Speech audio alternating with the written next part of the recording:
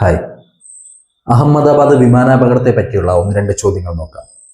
Sardar Vallabhbhai Patel international airport സ്ഥിതി ചെയ്യുന്നത് അഹമ്മദാബാദിലാണ്.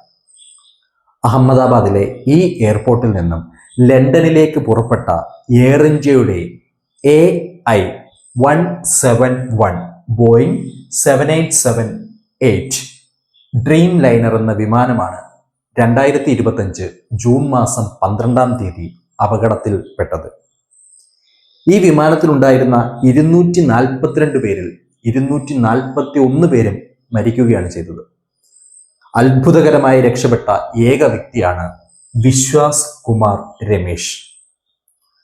അഹമ്മദാബാദ് വിമാനാപകടത്തിൽ അന്തരിച്ച മുൻ ഗുജറാത്തിലെ മുഖ്യമന്ത്രിയാണ് വിജയ് രൂപാനി. അഹമ്മദാബാദ് വിമാനാപകടത്തിൽ അന്തരിച്ച മുൻ ഗുജറാത്ത് മുഖ്യമന്ത്രിയാണ് വിജയ് രൂപാനി. ഈ അഹമ്മദാബാദ് വിമാനാപകടത്തെ പറ്റി അന്വേഷിക്കുന്നതിന് വേണ്ടിയിട്ട് കേന്ദ്ര സർക്കാർ നിയോഗിക്കപ്പെട്ട കമ്മിറ്റിയുടെ ചെയർമാനായിരുന്നു ആഭ്യന്തര സെക്രട്ടറി കൂടിയായ ഗോവിന്ദ് മോഹൻ. വിമാനാപകടം നടന്ന തീയതി ഒരിക്കൽ കൂടി ഓർക്കുക, 2025 ജൂൺ മാസം 12.